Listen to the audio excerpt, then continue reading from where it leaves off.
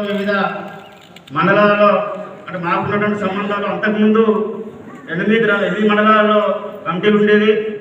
ఆ తర్వాత ఒకసారి మేము ఈ ఎస్సీ కార్పొరేషన్ రుణాల దరఖాస్తుదారులకు సంబంధించిన లిస్టును జిల్లా కేంద్రం ఆఫీసు నుంచి తీసుకొని అన్ని మండలాలు తిరిగి ఆ దరఖాస్తులందరినీ సమీకరించి ఒక జిల్లా సదస్సు నిర్వహించడం. ఆ సదస్సు 12 మందితోటి కమిటీ కూడా వేసుకోవడం జరిగింది. అదే సందర్భంగా ఆ సంబంధాలతోటి కలెక్టర్ ఆఫీస్ ముట్టడి కూడా జరిగింది.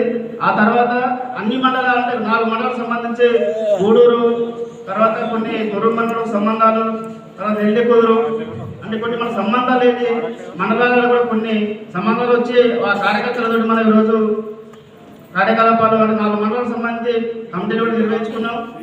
అదే సందర్భంగా కేవీపీఎస్ ఆధ్వర్యంలో మా ప్రతినిధులు ఒక చిన్న విన్నపం ఈ నివేదిక పైన చేసింది ఏంటంటే నివేదికలో పొందుపరిచిన అంశాలు కూడా ఓకే అందరూ కూడా సమర్థించారు. దానికి చిన్న విద్యార్థి సంఘం కానీ ఉపాధ్యాయ రంగం కానీ యువజన రంగం కానీ ఈ విధంగానే నివేదికలో సామాజిక రంగం అని పొందుపరిస్తే బాగుండేది అనేది ఆ డెలిగేట్స్ అభిప్రాయపడడం జరిగింది. అదేవిధంగా కేవీపీఎస్ అనేది కాకుండా సామాజిక రంగం అంటే బాగుండేది అనేది అనుకోవడం జరిగింది. కేవీపీఎస్ సంఘాధ్వర్యంలో ఈరోజు పరిమితంగా మౌపా టౌన్ కానీ నెల్లూరు కానీ మరిపడి కానీ కొన్ని రాష్ట్ర జిల్లా పిలుపులు స్థానికంగా ఉన్నటువంటి కొన్ని కార్యక్రమాలు స్వచ్ఛందంగా కొన్ని జరుపుతా ఉన్నాం. దాంతో పాటు మిగతా మండలాల్లో కూడా రాష్ట్ర జిల్లా పిలుపుల మేరకు కొంత కార్యక్రమాలు కొనసాగుతూ ఉన్నాయి.